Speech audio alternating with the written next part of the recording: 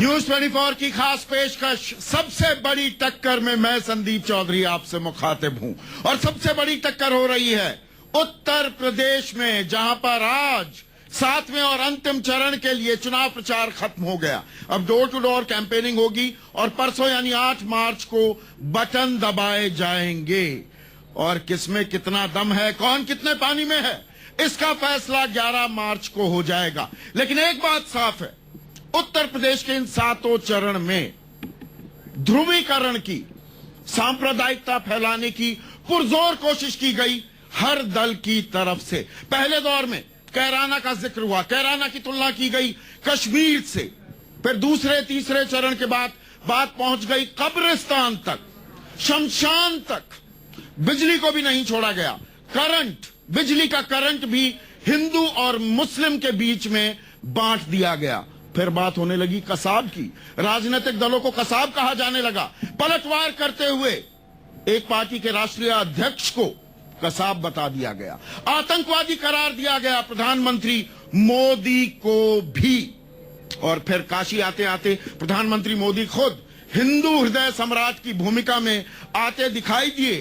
तो मौलाना मुलायम, जिन्होंने समाजवादी पार्टी की नींव रखी, और अब उनके बेटे अखिलेश यादव जो पार्टी के खैर खवैया बने हुए हैं, नेता हैं, उन्हें भी हिंदू होने का एहसास हो गया और राहुल गांधी को भी।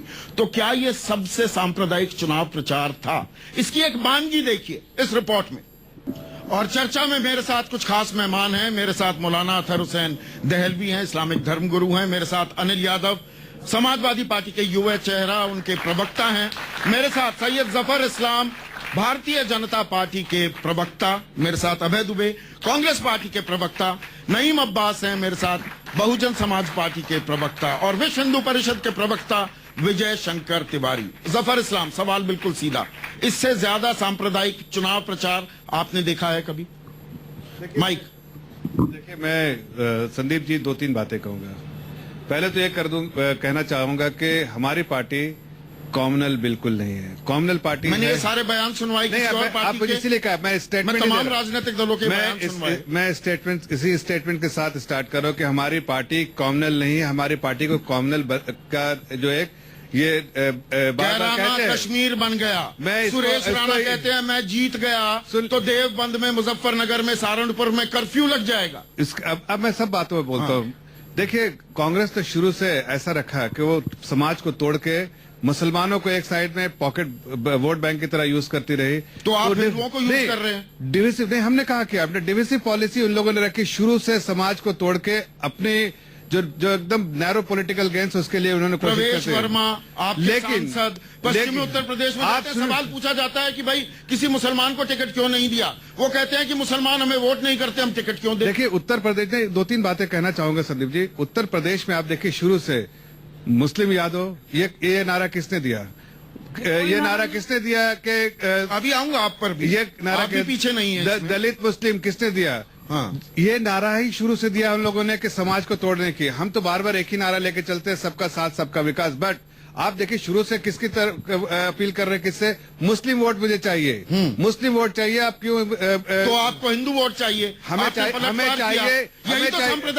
चाहिए उनका वोट जो प्रदेश के हित में अच्छा चाहते हैं। मुसलमान का नहीं चाहिए, मुसलमान को प्रदेश हित नहीं चाहिए। नहीं, मुझे किसी से, आपके सांसद कह रहे हैं, एक पॉलिटिकल पार्टी के नहीं, आपके वरिष्ठ नेता विनय कटियार से मैं बातचीत कर रहा था, उनका यही जवाब, जब हमें वोट नहीं दोगे तो हम तुमको सीट क्यों दें? आप ये भी तो समझिए, मैं आपसे जो कह रहा हूँ कि मुस्लिम समाज को आज जो समझने चाहिए कि उनको एक अच्छी लीडरशिप चाहिए। अफसोस की बात है कि मुस्लिम समुदाय को हर तरह से गलत। आप कहीं और जा रहे हैं। मेरा सवाल बिल्कुल सीधा, और आपसे भी वही अनिल, मेरा आपके वरिष्ठ नेता राजेंद्र चौधरी अगर ये कहें कि प्रधानमंत्री नरेंद्र मोदी आतंकी हैं, अमित शाह आतंकवादी हैं, ये कौन सी सांप्रदायिकता है? ये कौन सी सेकुलरिज्म है आपकी नजर में? देखिए, अगर सांप्रदायिकता की बात की जाए तो सिर्फ भारतीय जनता पार्टी ऐसी है जो भाई से भाई को लड़वाने। मुझे बताइए ना राजेंद्र चौधरी के बयान। मैं उसी बात पर आ रहा हूँ संदीप जी, मेरी बात सुन लीजिए आप, मैं उसी बात पर आ रहा हूँ। आप बताइए, प्रधानमंत्री जी मन से कहते हैं कि शमशान कब्रिस्तान की बात करते हैं, फिर कहते हैं फिर बिजली को हिंदू मुस्लिम बना देते हैं, फिर कभी कसाब का जिक्र आता है, कभी स्कैम का जिक्र आता है। देखिए, जब प्रधानमंत्री इतने संवैधानिक पद पर आतंकवादी हैं। संवैधानिक पद पर होते हुए इस तरीके की बयानबाजी कहेंगे, एक राष्ट्रीय मतलब वो अध्यक्ष, आतंकवादी हो जाए। राष्ट्रीय अध्यक्ष, ये 3 राजनीतिक दलों को आप आतंकवादी से तुलना करेंगे। कसाब का नाम कितने गर्व से ले रहे हैं ये लोग। देखिए 3 राजनीतिक दलों को ये कसाब से तुलना कर रहे हैं, इसलिए तो तो शर्म आप आनी चाहिए इस बात पे। प्रधानमंत्री को आतंकवादी राजेंद्र चौधरी ने आप इस देखिए, बयान से बात ये आप देखिए, मेरी बात सुनिए, जब JNU में ये चला था सबसे बड़ी anti-national- हास्यास्पद चीज है कि ये कहते हैं हम कम्युनल नहीं है, तो हम एक कम्युनल बात- नहीं है, ये लोग कह रहे हैं। नहीं, जब एंटी नेशनल स्टूडेंट्स का जो चल रहा था वहां पर JNU में, उस वक्त समाजवादी पार्टी ने सपोर्ट किया, उस अरे वक्त कांग्रेस ने सपोर्ट किया, उसने बसपा ने सपोर्ट आपने किया। पीडीपी को समर्थन दे दिया, और जो कि अफजल गुरु की फांसी का भी विरोध कर रही थी, अफजल गुरु की फांसी का विरोध कर रही थी। पीडीपी की महबूबा मुफ्ती अफजल गुरु की फांसी का विरोध कर रही थी, जम्मू कश्मीर में जाके उसके साथ सरकार बना ली। ये है इनका असली चेहरा, ये है इनका असली चेहरा। देखिए, मैं आज बताता हूँ, आप सारे स्टूडेंट्स हैं यहाँ पर या जो ऑडियंस में बैठे हैं, और एक मिनट मैं जवाब की देता हूँ। गुंडागर्दी से परेशान भी है ये स्टूडेंट। एक बात का जवाब देता हूँ। कश्मीर में वहाँ पर सारे मुस्लिम हैं, क्या उनको सरकार नहीं चाहिए? ऐसा मैंडेट आया जहाँ के और बिना कैराना को कश्मीर बना देते हैं क्योंकि नहीं, आपको वोट कैराना में हकीकत है, कैराना के लोग प्लान कर रहे हैं, तो मुझे उसमें क्या हुसैनी से- मुसलमान और हिंदू दोनों पलायन नहीं कर रहे? सुरेश राणा या आज ये देखे दोनों नहीं पलायन कर रहे हैं? ऐसा अगर आप संदीप घर घर जी- जाके देखिए, आपको पता चलेगा कि वहाँ पर मुस्लिम गुंडों की वजह से वहाँ पर मुसलमान भी पलायन कर रहे हैं कि नहीं कर रहे? सारे हिंदू प्लान कर रहे हैं। ऐसी बात कर रहे हैं हुकुम सिंह ने, हुकुम सिंह जी ने अपनी बेटी को जिताने के लिए चुनाव में इस तरह की बात की और बाद में खुद ही पलट गए वो, खुद ही पलट गए अपनी बात से। उत्तर प्रदेश की सरकार ने उनको पूरा प्रोत्साहन दे रखा जब है। मेरे सवाल का जवाब नहीं मिला, बस मेरी- नहीं अनिल यादव, मेरे सवाल का जवाब दीजिए। ये आरोप लगाना बड़ा आसान है। राजेंद्र चौधरी ने सही किया प्रधानमंत्री को आतंकी कहकर। जवाब दे रहा हूँ, मेरी बात सुनिए। सुरेश राणा कहते हैं कि अगर मैं जीत गया तो देवबंद में राजेंद्र कर्फ्यू चौधरी लगवा ने दूंगा। बयान सही आप दिया बताइए, है। ये कह रहे हैं ये कम्युनल नहीं बताइए, है। राजेंद्र मजाक चौधरी ने समझ सही रहे हैं आप उत्तर ये प्रदेश को? बताइए, ये राजेंद्र बताइए। चौधरी ने सही बयान दिया। मैंने आपको पहले भी कहा, जब निंदा करते हैं संवैधानिक उस पद पे बयान की। रहते हुए, निंदा करते हैं उस संवैधानिक पद बयान पे की। रहते हुए प्रधानमंत्री इस तरीके का बयान मतलब देंगे, राजेंद्र चौधरी तो आप ने किसी ठीक और किया। की क्या तुलना हो सकती है इस बात से? और जब आपकी प्रधानमंत्री नेत्री अपनी मर्यादा को नईम बार-बार त्याग अब्बास, करेंगे। आपकी नेत्री राष्ट्रीय अध्यक्ष बीजेपी अमित शाह को कसाब बता दें, वो गलती कर रहे हैं, आप भी वही गलती करेंगे। You are playing fire by fire. Sandeep ji, मैं आपको बताना चाह रहा हूँ, मेरी बात सुनिए पहले। हाँ, शुरुआत अगर कहीं से होती है तो माननीय नरेंद्र मोदी जी शुरुआत करते हैं। दूसरी बात, बहन जी ने जो बोला है, जो अमित शाह को बोला है कि वो आतंकवादी हैं, उन पे 13 मुकदमे दर्ज हैं और वो तर्रीपार भी हुए हैं। वो ऐसे नहीं बोला, किसी सबूत पे, किसी ठोस आधार पे बोला कि बहन जी ने। दूसरी चीज ये है तो कि सही बोला आप, ये कह रहे हैं। देखिए मैं यहाँ पर मैं देखिए। ऑब्जेक्शन करता हूँ, जो भी आप बोले, हाँ मेरी बात सुनिए, हमने उसका भी जवाब दिया। जफर भाई, मैं आपके बीच में नहीं बोला, मेरी बात सुनिए, मेरी बात सुनिए जफर भाई, मेरी बात पूरी होने दीजिए ना सर, मेरी बात पूरी होने दीजिए, मेरी बात सर पूरी होने दीजिए। अमित शाह जी ने बोला, अमित शाह ने बोला, सुनिए सर मेरी बात तो सुनिए ना। आप यही तो कमी है आप लोगों में, आप सुनते नहीं हो, यही तो कमी है, आप सुनते ही नहीं हो, अपनी अपनी चलाते हो। कोई बात है कि यार आप सुनते ही नहीं हो, आप मेरी बात सुनिए तो सही, आप झेलते ही नहीं हो, आप किसी को झेलो सही पहले एक बार। आप ये शोभा देती है ये भाषा। मेरा सवाल ये है, मैं पूछ रहा हूँ आपसे। सर मैं सॉरी, माफी चाहता हूँ सर, लेकिन नहीं, मायावती की भाषा पर कह रहा हूँ मैं। देखिए। आप यहाँ करिए जो बाद में बात करना है। देखिए मैं बता, कसाब किसने निकाला आप बताइए? कसाब निकाला अमित शाह जी ने। कहा से बताया कांग्रेस, सा से बताया समाजवादी, बा से बताया बसपा। हमने काउंटर जवाब दिया, हमने कहा का से है कमल और सा से है संघ और बी से है बीजेपी। यह है असली जवाब उसका, यह है जवाब उसका। तो आज लेकिन आज क्या हो रहा है? इस आलम पर पहुंच जाएगी मौलाना दहलवी ये बहस, कसाब कौन है भाई? कसाब एक आतंकी है, कसाब एक पाकिस्तानी है। तो दोनों तरफ, क्या भारत में आतंकियों की और पाकिस्तानियों की भरमार हो गई? क्या प्रचार का स्तर यहां आन पड़ा है? ये शेर याद आ रहा है कि रफ्ता रफ्ता बेलिबासी, यानी बरहना रहना, बगैर कपड़ों के रहना मेरी आदत बन गई। अजनबी माहौल में पहले घबराया बहुत, क्योंकि अब हर कोई जो है बेलिबास, इसलिए इनमें से किसी को घबराने की कोई जरूरत नहीं है। ये चुनाव यकीनी तौर से जिस मुद्दे की तरफ आप इशारा कर रहे हैं, 2014 में लगातार एक मिथक टूट गया है। अब देश में चर्चा होगी विकास की, अब बात करेंगे जवानों की, अब बात करेंगे विश्वविद्यालयों की, अब बात करेंगे मंगल से आगे जाने की। बात किस पे कर रहे थे हम? आतंकवादियों पर। मैं जफर भाई से एक बात पूछूंगा, इन दोनों से भी पूछता हूं। हम सब जानते हैं कि कसाब को जिंदा पकड़ के भारत ने विश्व के सामने अपना ये मत रखा कि पाकिस्तान हमारे आंतरिक, और अब तो पाकिस्तान ये मान रहा है ना, उनके फॉर्मर एनए उस वक्त के एनए से मान रहे हैं, ये मान रहा कि है ये पाकिस्तान की ये थी कारगुजारी थी। हाँ बिल्कुल, लेकिन मैं एक बात अदब से कहूंगा, माननीय नरेंद्र मोदी जी की जिम्मेदारी इसलिए है कि वो खाली बीजेपी के स्टार प्रचारक नहीं, वो देश के प्रधानमंत्री हैं। वो बिहार में जाके नहीं, मायावती पलट कर उनके साथ कहने लगे। संदीप जी सुन तो लीजिए ना। हाँ। अगर वो बिहार में जाके अपने आप को यादव होने पे फक्र महसूस करते हैं तो इनके प्रवक्ताओं को यहाँ पे यादव और मुस्लिम से क्या चिढ़ हो जाती है। अगर वो किसी को ये कहते हैं, उनको एक कांग्रेस के नेत्री ने जो कुछ 2002 में कहा था उस पर उनको बड़ा आपत्ति हुई थी।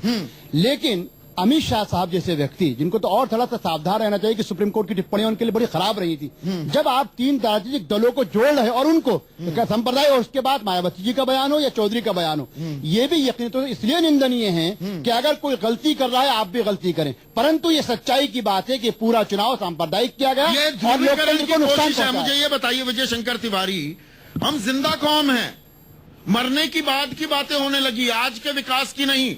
कब्रिस्तान, शमशान, कब्रिस्तान को पैसा ज्यादा दिया गया कि शमशान को ज्यादा दिया गया? क्या इसी पर हमारा धर्म टिका है? इसी पर हमारी आस्था टिकी है?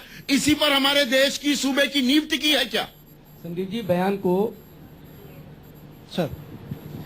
देव जी बयान को अपने अपने ढंग से लोग परिभाषित कर रहे हैं। आप ये देखिए, जब प्रधानमंत्री को राक्षस बोला गया, प्रधानमंत्री को गधा बोला गया, प्रधानमंत्री को कब्रिस्तान और शमशान की बात कर रही वही यार कब्रिस्तान और शमशान पर आपने अपने आप मान लिया प्रधानमंत्री को गधा। अनिल जी, आपने अपने आप माना। नहीं अनिल जी, मैं आपको बोलने नहीं दूंगा बिल्कुल भी। एक बात समझ लीजिए, एक भी शब्द नहीं बोला मैं, बिल्कुल नहीं बोलने दूंगा अनिल जी, बिल्कुल नहीं बोलने दूंगा, बिल्कुल नहीं बोलने दूंगा। हाथ जोड़ देंगे जब आतंकवादी बोला जाता है, प्रधानमंत्री की गरिमा देखिए, प्रधानमंत्री ने समता और समानता की बात की।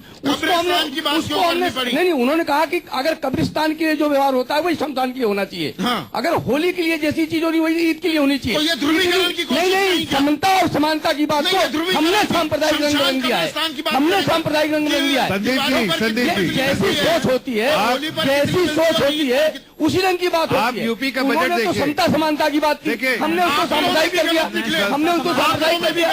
हम ये कहते हैं कि समता समानता की बात को सांप्रदायिक नहीं करना चाहिए। उन्होंने बिल्कुल समानता की बात की, एकात्मता की बात की, एकता की बात की, समता की बात की, हमने सांप्रदायिक रंग में रंग दिया। एकात्मा की बात कर रहे हैं, वो सबका साथ सबका विकास की बात कर रहे हैं आबे दुबे, तो आपको परेशानी क्या है अगर वो कब्रिस्तान और शमशान की बात करते हैं? आजाद भारत के इतिहास में ये पहली लड़ाई है जो उत्तर प्रदेश का नागरिक भारतीय जनता पार्टी की अकर्मण्यता, उनके झूठ और उनके धार्मिक उन्माद के खिलाफ लड़ रहा है। उत्तर प्रदेश की जनता प्रधानमंत्री जी से कहती है, प्रधानमंत्री जी अच्छे दिन के दीदार कराइए। प्रधानमंत्री जी कहते हैं कि शमशान और कब्रिस्तान ले जाइए। उत्तर प्रदेश की जनता कहती है कि प्रधानमंत्री जी किसानों के फसलों के दाम दिलाइए। वो कहते हैं कि लोगों को बूचड़ खाने पर लड़ाइए। उत्तर प्रदेश की जनता जब प्रधानमंत्री जी से कहती है कि वाराणसी को क्योटो बनाइए, तो प्रधानमंत्री जी कहते हैं और बुर्के का विवाद फैलाइए। हम लोग विकास में विश्वास करते हैं, वो बंटवारे की बात करते हैं। मैं भगवान शंकर के पास गया, अंतिम 10 सेकंड दीजिए। मैंने कहा प्रभु शंकर जी, क्या आपने मोदी जी को आशीर्वाद दिया? उन्होंने कहा मुझे बताओ मेरे बच्चे कि जिसने मेरी जटा में धारण करके अवतरित की गंगा की झूठी सौगंध खाई हो, जिन्होंने कालांतर से मेरे आराध्य राम को धोखा दिया हो, क्या उनको आशीर्वाद दे सकता हूं? मैं शास्त्री जी के पास गया, मैंने कहा शास्त्री जी क्या मोदी जी को आशीर्वाद दिया है? उन्होंने कहा कि मैंने तो जय जवान जय किसान जीवन भर किया। जवान शहीदों पे भूल, जवान सीमा पर शहीद हो रहे, किसान फांसी के फंदे पर झूल रहे। मैं ऐसे लोगों को आशीष नहीं दे सकता। मुझे ये बताइए, क्या प्रतिष्ठा रखी आपने लाल बहादुर शास्त्री की? आज आपको याद आ गए प्रधानमंत्री? जीवन पर्यंत लाल बहादुर शास्त्री जैसे मुसन्य नेता हमारे अग्रणी पंक्ति के नेता रहे। मौलाना आजाद हमारे अग्रणी पंक्ति के नेता रहे। कितने नेता आपके कितने नेता शास्त्री जी के घर गए? अरे हम उनकी प्रतिमा पर माल्यार्पण किया? अरे बताइए तो। अरे उनके जो पुत्र हैं वरिष्ठ जयेश, वो हमारे शीर्षस्थ नेताओं की श्रेणी में है, क्या बात करते वो हैं? दिखते भी ये नहीं तो है। अनिल शास्त्री की ये बात तो कर रहे हैं। सत्ता की फिर लोलुपता अनिल है शास्त्री कि की बात प्रधानमंत्री जी को चूंकि आप कायस्थ अपने वोट नेताओं वहाँ को भूल जाते हैं। है, गांधी संदीप परिवार जी, के अलावा कायस्थ आपको कुछ दिखता वोटों नहीं के है। लिए प्रधानमंत्री जी गांधी गए हैं। परिवार के अलावा आपको कुछ दिखता नहीं है। नहीं, ये तो आजादी के बलिदान में, आजादी के आंदोलन में जितने नेताओं ने भाग लिया पीवी है, नरसिम्हा वो राव के सब साथ क्या हमारे किया, ये मूर्धन्य सारा नेता हैं। सारा देश हमने जानता तो इस देश पर अपने प्राणों की आहुति दी है संदीप जी। इंदिरा जी ने अपने प्राण नहीं, न्यौछावर पर मुझे किए। ये ये भाषण इनका खत्म हो गया। प्रधानमंत्री कब्रिस्तान शमशान की बात करने लगे, और उसमें जब बिजली तक आते हैं वहां तो आंकड़े ठीक थे, बिजली तक आते हैं तो आंकड़े भी गलत हो जाते हैं। देखिए आंकड़े गलत थे। देखिए संदीप जी, देखिए 2-3 बातें कहूंगे। पहली बात के अगर आप यूपी का बजट उठा के देखिए तो आपको देखिएगा जो एलोकेशन है वो शमशान के लिए कम है और विकास के मुद्दे ज्यादा है। गौण हो गए एक क्या? एक मिनट आप ये विकास के बारे में बात कर रहे हैं। अगर आप वाराणसी में जो हमारे सेंट्रल गवर्नमेंट ने इनिशिएटिव लिया है, प्रधानमंत्री का कॉन्स्टिट्यूएंसी है, उस पे देखिए, और जो स्टेट गवर्नमेंट की रिस्पॉन्सिबिलिटी उसने क्या किया, उसके अलावा अरे जयपुर तो चले जाइए, जो अरे एक प्रधानमंत्री मिनट ने बताइए गाँव आप, दिया है। ये देखिए प्रधानमंत्री जी का झूठ, प्रधानमंत्री जी आवास योजना, आज भाषण दिया 2012।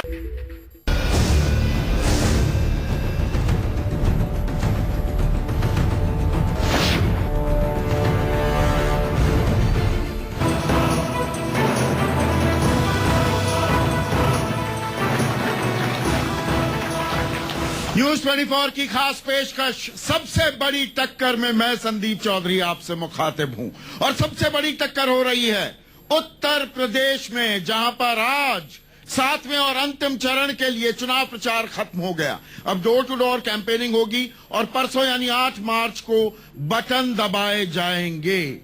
और किसमें कितना दम है, कौन कितने पानी में है, इसका फैसला 11 मार्च को हो जाएगा। लेकिन एक बात साफ है, उत्तर प्रदेश के इन 7 चरण में ध्रुवीकरण की, सांप्रदायिकता फैलाने की पुरजोर कोशिश की गई हर दल की तरफ से। पहले दौर में कैराना का जिक्र हुआ, कैराना की तुलना की गई कश्मीर से। फिर दूसरे तीसरे चरण के बाद बात पहुंच गई कब्रिस्तान तक, शमशान तक। बिजली को भी नहीं छोड़ा गया, करंट, बिजली का करंट भी हिंदू और मुस्लिम के बीच में बांट दिया गया। फिर बात होने लगी कसाब की, राजनीतिक दलों को कसाब कहा जाने लगा। पलटवार करते हुए एक पार्टी के राष्ट्रीय अध्यक्ष को कसाब बता दिया गया, आतंकवादी करार दिया गया प्रधानमंत्री मोदी को भी। और फिर काशी आते आते प्रधानमंत्री मोदी खुद हिंदू हृदय सम्राट की भूमिका में आते दिखाई दिए। तो मौलाना मुलायम, जिन्होंने समाजवादी पार्टी की नींव रखी, और अब उनके बेटे अखिलेश यादव, जो पार्टी के खैर खवैया बने हुए हैं, नेता हैं, उन्हें भी हिंदू होने का एहसास हो गया, और राहुल गांधी को भी। तो क्या ये सबसे सांप्रदायिक चुनाव प्रचार था? इसकी एक बानगी देखिए इस रिपोर्ट में।